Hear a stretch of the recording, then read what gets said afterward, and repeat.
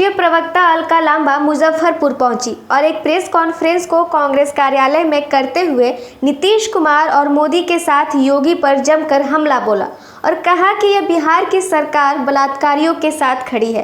बालिका गृह कांड में मंजू वर्मा जैसे आरोपी को फिर से टिकट दिया जाना सरकार के नैतिकता पर सवाल है। उन्नाव और हाथरस कांड को लेकर योगी पर जमकर प्रहार किया। अब उन महिलाओं के यही कहना चाहेंगे, कौन सुनेगा बिहार में बेटियों की पुकार, कौन सुनेगा बिहार में बेटियों की पुकार जहां सरकार में ही बैठे हों गुनाहगार। मुजफ्फरपुर, पूरे देश ने मुजफ्फरपुर की चर्चा को सुना। क्या हुआ यहाँ पर? मुजफ्फरपुर शेल्टर होम का जिक्र मैं करना चाहूँगी।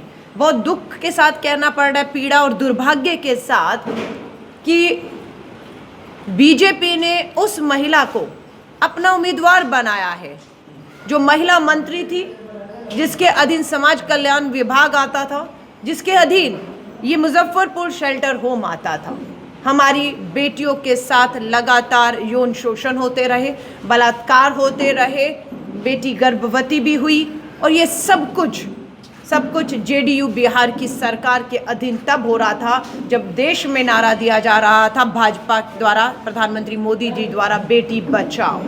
दुख के साथ कहना पड़ता है, जब सच्चाई सामने आई, मंजू वर्मा को अपने मंत्री पद से इस्तीफा देना पड़ा। अब सबके दबाव में, क्योंकि सच्चाई मीडिया के माध्यम से मात्र मुजफ्फरपुर में ही नहीं, बिहार, पटना से लेकर देश दिल्ली तक हमने उसको देखा। दबाव बना, उन्हें अपने मंत्री पद से इस्तीफा देना पड़ा। वो फरार हो गई। सुप्रीम कोर्ट ने दबाव बनाया पुलिस प्रशासन पे और उन्हें सरेंडर करना पड़ा। आज वो जमानत पे बाहर है और उन्हें दोबारा उम्मीदवार बनाया जाता है।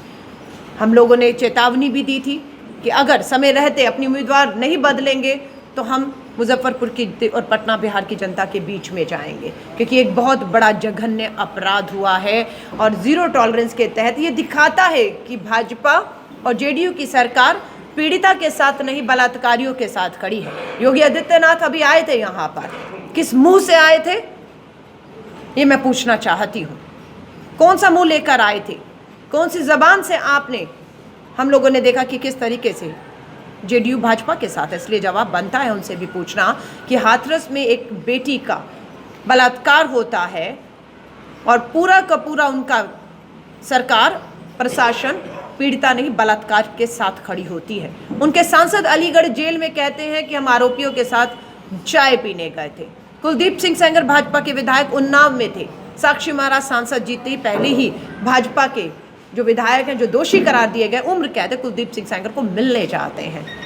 कठुआ में आपने देखा, जम्मू के कठुआ में, आपने उन्नाव में देखा, आपने हाथरस में देखा कि भाजपा हमेशा बलात्कारियों के समर्थन में खड़ी दिखी है हम लोगों को। आज मुझे नहीं मालूम भाजपा के मुख्यमंत्री योगी आदित्यनाथ किस मुंह को लेकर यहाँ पर आए थे। बीजेपी के स्टार नेता के क्वारंटाइन पर भी अलका लांबा राजनीति करती हुई बोली कि 15 साल का कुशासन 15 दिन के लिए क्वारंटाइन से पता चल गया है। जिनको जवाब देना है वो क्वारंटाइन सारे नेता हो जाएं तो सवाल उठते हैं। सत्ता में वो थे, सवाल सत्ता से पूछे जाने चाहिए, पर दुख है सत्ता। इसके साथ ही महिलाओं को लेकर जब अलका लांबा से सवाल किया गया कि आपके कमलनाथ महिलाओं को आइटम बोलते हैं, तो इस सवाल पर अलका लांबा छेपती हुई नजर आई और बगल के कुर्सी पर बैठे एक दूसरे राष्ट्रीय प्रवक्ता आलोक शर्मा बचाव करते नजर आए। उन्होंने कहा कि कमलनाथ ने माफी मांग ली है।